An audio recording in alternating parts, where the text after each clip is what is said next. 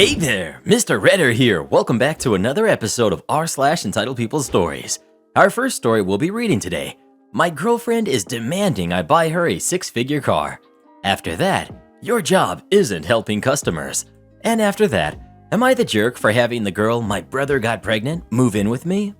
Now for every thumbs up this video gets, one Karen doesn't get to watch any anime for a week. You've taken this too far, Reddit boy. So please tap the thumbs up with your pinky right now. And subscribe and turn on notifications for new stories from Reddit every single day. My girlfriend is demanding I buy her a six-figure car. I, 24 male, am dating a woman who's 26 and will refer to her as A. For some context, I drive a 2019 Nissan GTR. It was my dream car growing up, and I told myself when I made it and made enough to afford it financially and not have it be everything in my bank account. I work a job making close to six figures, and I've learned to invest in stocks and crypto. I've made some good money, but of course, stocks and crypto are never promised and could crumble tomorrow. My girlfriend drives a 2018 BMW M3, and it's a very nice car in good condition with no issues under the hood. The other day, she suggested I should order her a new Tesla for Christmas. The one she wanted before I put work into my car was more than my car had cost. Of course, I'm not saying I don't or won't spend money on her, but she drives a very nice car that I paid for. She pays the insurance and the maintenance and upkeep. That is still a luxury car that drives well. I argued with her that I wasn't going to drop six figures on a car when I'm looking at buying us a house. Yes, even though we're under the dating title, we have extremely strong love for each other. Crap. She has my name tatted on her. Not my idea. And while I love her, and I'm always buying her what I think she'd like, or tells me that she likes as gifts, I just really think it's financially irresponsible to buy a new car for no reason. She tried insinuating I was being cheap because I spent more money on my car than I did hers, and my car has work done on it. She tried accusing me of not loving her, and only giving a hoot about myself. I genuinely don't think I'm the jerk for spending my money that I work for on whatever I'd like. Yes, she works a job that she finds ideal and went to school for and enjoys, and I'm not pocket watching her. Am I the jerk for refusing to buy her a new car? Edit. Just to clarify, when I do math, I automatically factor in taxes because I don't consider it my money. Or when I spend on something, it's not whatever the sticker price is, it's with taxes and fees included in my brain. What I should have specified is that I pull in close to six figures after taxes. My apologies for any miscommunications on my end. Edit 2. Some comments were suggesting I show her this thread. While I thought I was in the wrong, I didn't think I'd get an overwhelming amount of people pretty much in agreement with each other that her actions are like a gold digger. I don't know if it will make her more offended or be the reality check that she needs. Not the jerk, but she is. Run! She's in this for the material things she can get.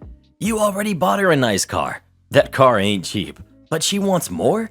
And she's keeping score. Your car is more expensive than mine. It's only going to get worse. And why doesn't she buy herself these expensive things? Not the jerk. Your girlfriend is an entitled jerk among many other things. Does she work? If she wants a car, she can buy one herself. Sounds like you are nothing but a sugar daddy to her. If all your stocks, wealth, and status crumbled tomorrow, do you honestly think she'd stick around? OP. She works as a nurse. She doesn't make nearly as much as I do. I didn't think buying her a car would result in her wanting an even more expensive car so soon after the fact. You have a six-figure car, no house, and almost make six figures? She is not your only problem, man. I don't blame this chick for wanting to hitch a ride on the financial disaster train. OP, please spend your money on some financial planning. Not the jerk about the not buying a car for your girlfriend, but if you make under 100K and don't own your own home, buying a $100,000 car, or any depreciating asset for that matter, is a really dumb financial move. Find a financial planner to help you make the best choices for your future. Oh, and ditch the girlfriend. If she's that entitled already, it's not going to get any better. Well, who do you think is the jerk? OP or his girlfriend? Please let us know. At least they're not married yet. Save yourself while there's still time. Your job isn't helping customers.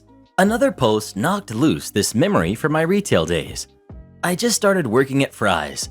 For those who don't know, it was a big box electronics retailer, sort of like Micro Center, with terrible management at anything above the department manager level. I found this out firsthand shortly after finishing training.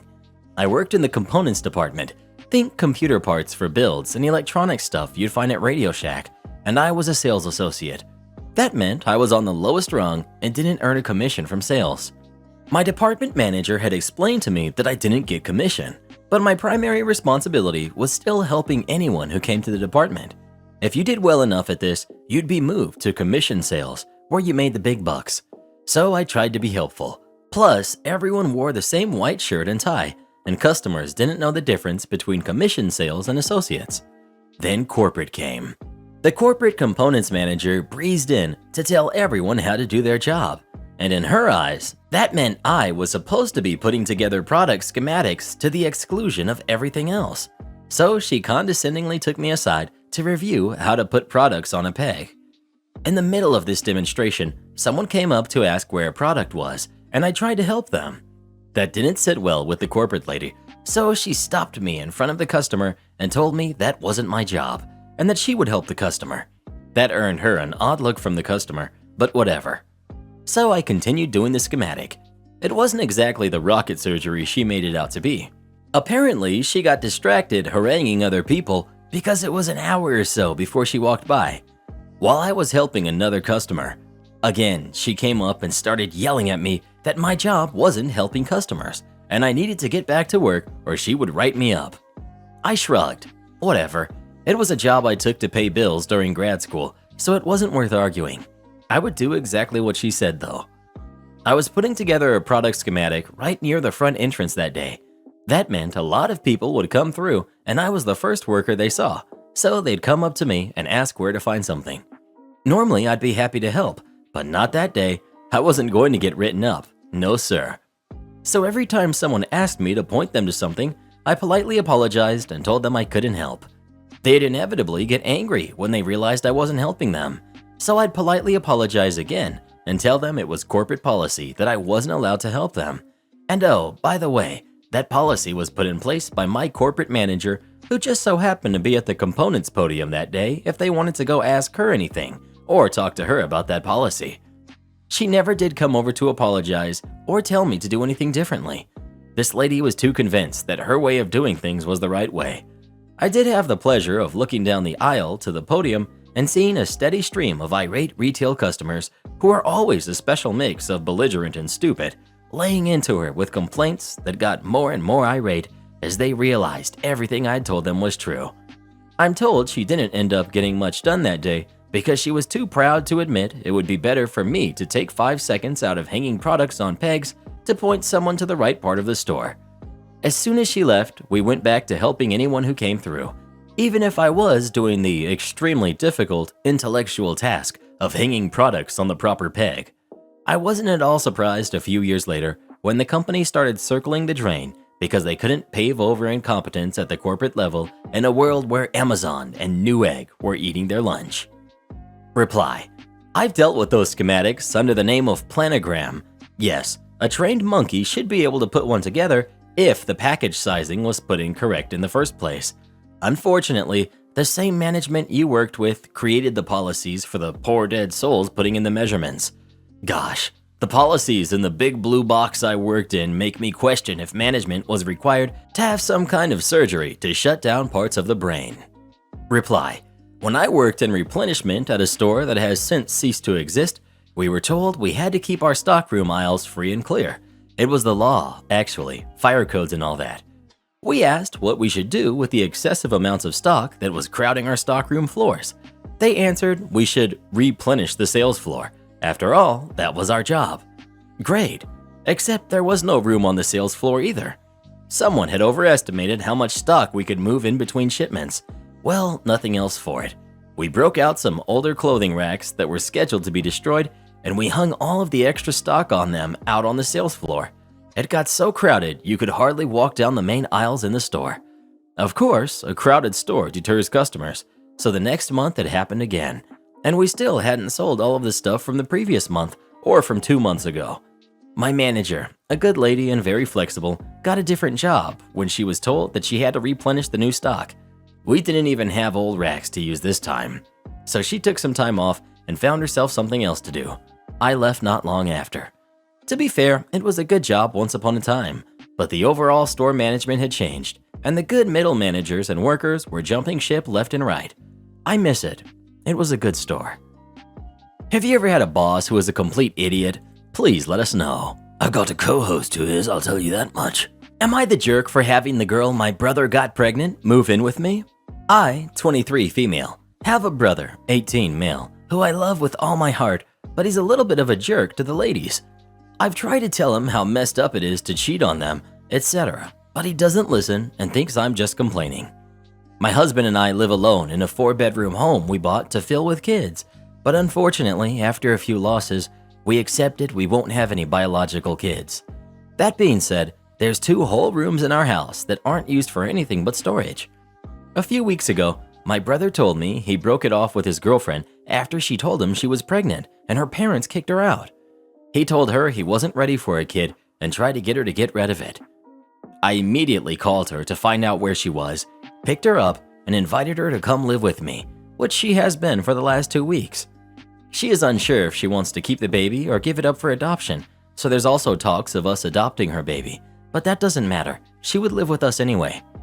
My brother flipped out at me and told me it was incredibly inappropriate for his ex-girlfriend to live with me, and that I'm just trying to use her kid to replace the one I lost, and I'm choosing her over him if she lives in my house. My parents agree it was incredibly inappropriate for her to live with me and that it wasn't any of my business on what happened to her, and I was jeopardizing my relationship with my brother by doing this. Am I the jerk? Edit. The conversation of us adopting her kid was brought up entirely by her. My husband and I never even considered it. I do not think of her as a way to have a baby. I think she is a scared girl pregnant with my niece or my nephew. If she decides to keep the baby, then I will be the most doting aunt I can be.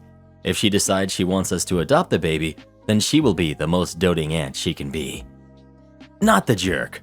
Your brother may be unhappy and uncomfortable with this situation, but he's also safe, has a roof over his head, and is casually avoiding taking any responsibility for his own behavior. In the meantime, this woman has had her entire life thrown into disarray. She's not much more than a kid herself, pregnant, and was made homeless and dumped by her useless partner. You did good. You've given her a safe place to land while she figures things out, which is incredibly kind. As long as you're not coercing her into making decisions based on what's best for you and your husband, you are not the jerk. Wow, not the jerk, but your brother and parents are. They would allow the mother of their child/grandchild to be homeless? You are a good person for taking her in. It's chilling how cold the parents are being about their grandchild and her or his mother. Or rather, they haven't dealt with his BS. I'm getting strong vibes here that the parents have been letting him get away with his crappy behavior for a long time since he won't listen to Big Sis. Apparently, he has a hard time realizing that his actions have consequences, let alone that they affect other people badly as well. Not the jerk, OP. In fact, I think what you've done is amazing. I hope this young woman and her kid make for a wonderful addition to your family. I'm sorry your brother doesn't appreciate you looking out for his own unborn child, since you just made it impossible for him and your parents to forget and ignore what he's brought into this world.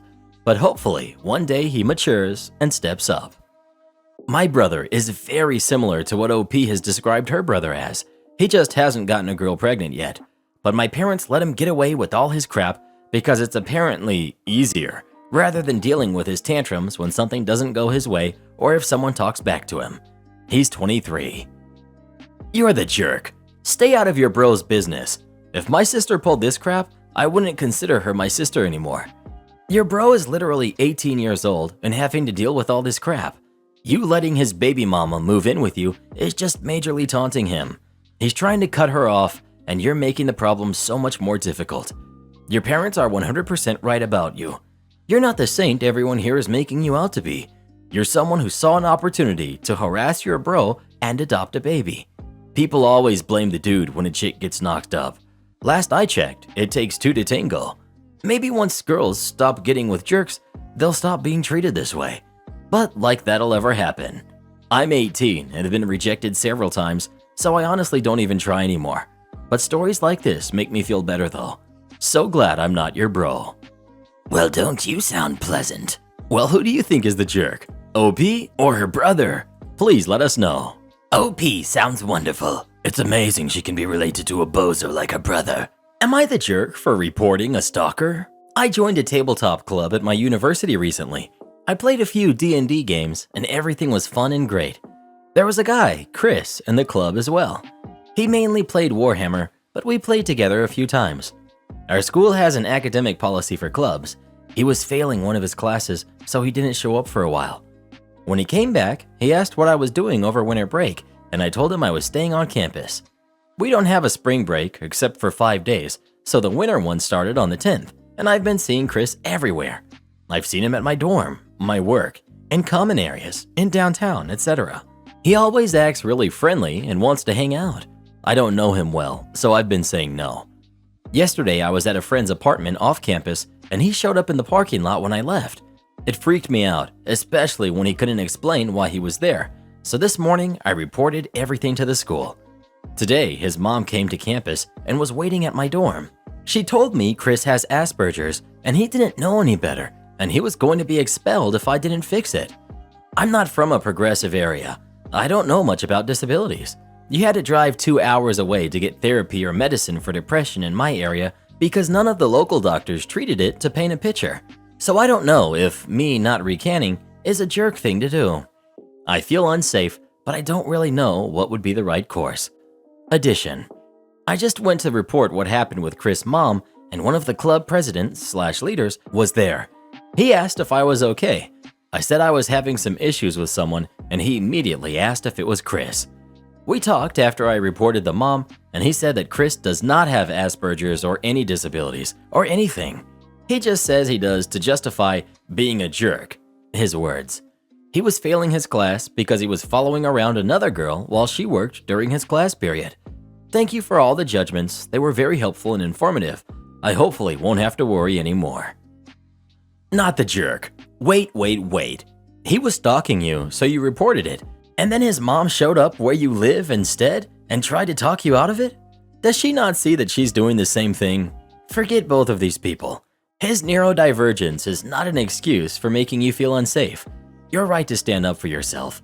Not the jerk. The dude and his mom are both, and she's an enabler. Not the jerk. Don't recant. Report the mother. If she had a problem, she should have gone through the school, not to you directly. The fact that she knows where your dorm is really out of line. She's not faculty nor staff and should not be approaching students on campus at their dorms. Am I the jerk for telling my son the truth about why my wife stopped talking to her parents? Her parents always looked down on me, and I can somewhat understand why, given my past and how my wife and I met. At 23, I was a homeless man. My wife was the first person who was nice to me. Almost got kicked out of this small restaurant when I was trying to avoid the rain. She was there and pretended that we were meeting so they'd let me stay. Got a free meal, and we talked for a long time. She really helped turn my life around, stuff like helping me fill out job applications. From there, we became good friends. 2 years after that, after getting my crap together first, thanks to her, I asked her out on a date. Her family never approved of our relationship because they thought I was trash due to how my life was when we met, which again, I get it. But after 4 years of us being in a relationship, me having the same steady full-time job to help with the bills for years, they didn't even come to the wedding. Then when my son was born a year after, they still wanted nothing to do with us. So we haven't had contact in years since my son was a baby. Now he's 16 and they contacted us out of the blue.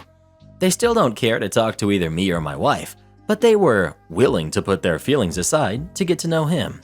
We never went into details with him about why we don't talk to them, and he's never asked much before. We left the choice to him if he'd like to meet them, and he agreed to it. He's gone over to spend time on several occasions the past 3 months. Finally, the other day, he asks us why we didn't keep in contact with them. To him, they seemed like nice people, so he doesn't get what the conflict was. They told him we stopped talking over a conflict we had, but left out that they were the ones who didn't want to see us. So we told him the truth. My son already knows about my past. That's something I never wanted to hide from him. We told him they never approved of our relationship because I used to be homeless, and they never wanted to be a part of our lives since then. He got mad at them. Now they're mad at us. My son doesn't want to talk to them, and they just sent us screenshots of some of the things he told them.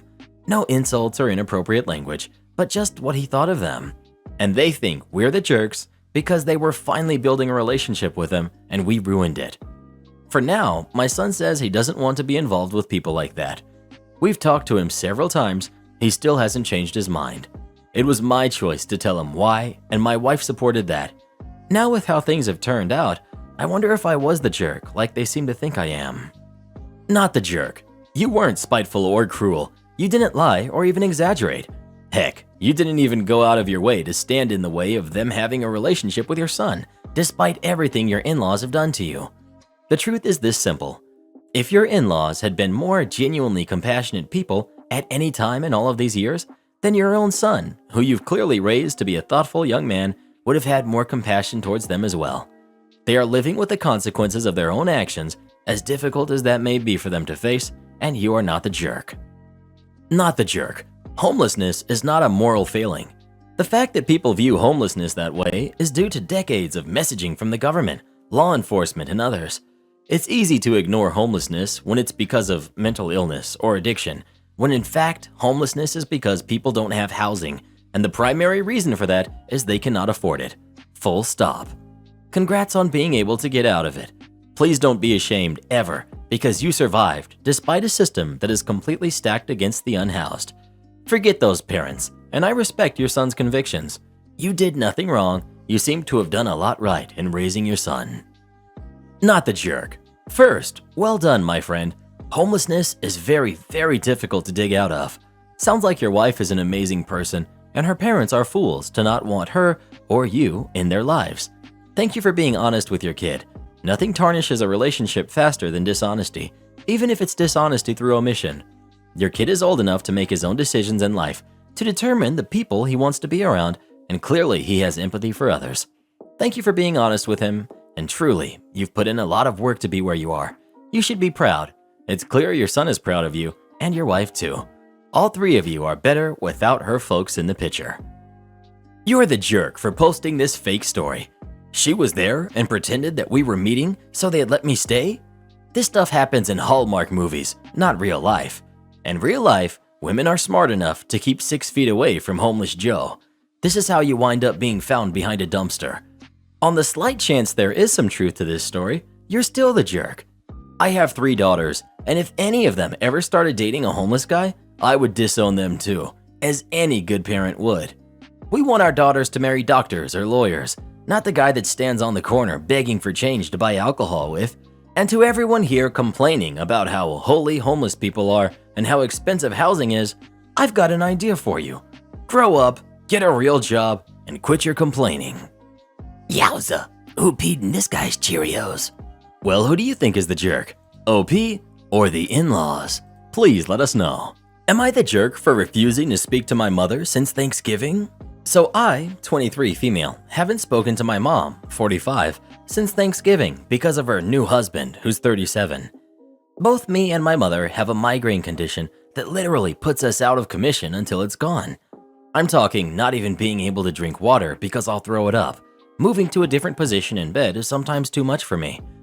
On Thanksgiving, I was at work and had to leave early because I got a migraine and I was barely able to drive myself home. I texted my mom letting her know I probably wasn't going to make it because I had a migraine. Normally they last all day. At 11 a.m. she said, "Lay down for a couple hours and see how you feel." I went home, went to sleep, and woke up to messages from her husband screaming at me. At 2 p.m. I got a couple texts from him saying if I didn't come today for dinner, I wouldn't be welcome in their house anymore, and that my mom was a mess around the holidays, and I know why. I also got a voicemail after multiple missed calls telling me to pick up my phone, forget my headache, and get my butt down there because I owe her at least that. At 5 p.m. I got these texts. "Fine, have it your way. Starting next month, you will need your own insurance. You will be taken off the policy 12/24. Regarding me being on my mom's car insurance. I understand why the holidays are tough for my mom, especially because my grandma passed last year. I just moved into my own apartment in July, so since then I've seen her 3 or 4 times, including her birthday, which I hosted. My issue is, I wasn't invited to Thanksgiving dinner. I had to text her that morning before work and ask her if I should come over. Also, we share the same migraine condition, and I only did what she told me to do, which she should understand. I don't control how long I sleep when I have a migraine. I was planning on going over after I woke up, and I didn't wake up until 6:30, at which point reading those texts and listening to that voicemail made me not want to come at all. I called her and told her I just woke up and was upset because of what her husband said. She didn't know he had sent those messages to me, so I told her to check his phone and that I wanted an apology. The only response I got from her the next day is just repeating what her husband said about the insurance, which had never been brought up until then, and they have more than enough money for their bills. I said okay and got my own car insurance that night and let her know. She said, "Okay, I love you," and I replied with, "That's nice. I'm still waiting for an apology." Since then, she's tried to text me, and I've left her on read for each message. Today, she came to my house wanting to talk, and I refused to let her in and told her to leave. I still haven't gotten an apology from them. My friends and my uncle, Mom's brother, tell me I'm not in the wrong, but I still feel kind of bad, and I'm not sure if I'm taking putting up boundaries too far. Am I the jerk? Not the jerk. The way he spoke to you is not okay. The fact your mom allowed it is also not okay. A little malicious compliance from a now retired manager. I read all the malicious compliance stories about crappy managers with great interest. I will share my story, which is from the manager perspective. I will add in the obligatory "this didn't happen today, but a few years ago." I was part of a security team for a large public building. Since the building had to be available to the public for more than 8 hours per day, we had 2 shifts. Early shift, 6 a.m. to 2 p.m., and late shift, 10 a.m. to 6 p.m. I was the supervisor on the late shift. My staff consisted of me and 6 guards, including a guy I'll call Jersey. The building closed at 5 p.m., which meant no more people could come in, but the employees and public inside could finish their business and leave. At the end of the day, our job was to ensure the building was clear of people, lock all the appropriate interior doors, set the alarms, and leave at 6. Since it didn't take 7 of us to complete this, I would allow all staff except one to leave about 5:15 or 5:30. By then, 90% of the people were gone. The daily designated staff member and I could handle the closing tasks. The staff would rotate who stayed with me each day, and the system worked out well for all involved. This meant everyone was getting off work 30 to 45 minutes early every day and getting paid for a full day. One morning, about 9:30, we had a minor crisis in the building, and I needed a staff member to handle it. I knew it would take most of the day, so I didn't want one of the early shift guys to handle it, or it would incur overtime. 2 or 3 of my guys, including Jersey, were in the locker room getting ready to start their shift. I asked Jersey to grab his gear and go handle the issue. He looked at me and said, "You know, technically I ain't on the clock yet." I told him he was correct, and to never mind. I grabbed the day shift person to handle the issue, and the day progressed as normal. 5:15 rolls around, and I wander into the locker room. I see my guys all getting ready to leave, including Jersey. I asked them where they were going. They told me which employee was staying with me and that he was still at his post. I glanced around the room, then locked eyes with Jersey and said, "You know, you are technically all still on the clock. Nobody leaves before 6. It was dead silent as I walked out of the locker room. I have no idea what was said to him in the locker room, but I bet it wasn't pretty.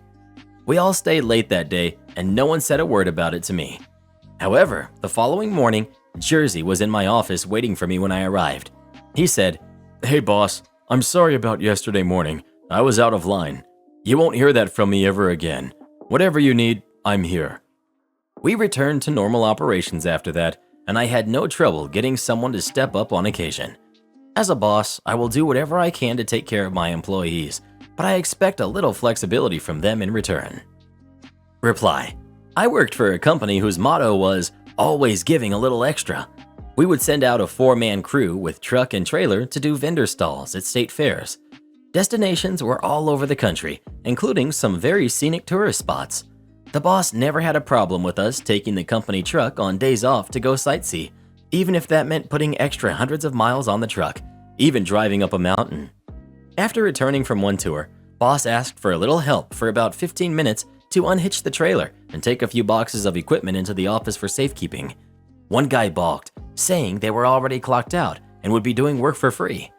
Boss replied about the aforementioned generosity in truck usage and that he just thought he could ask for a little extra in return.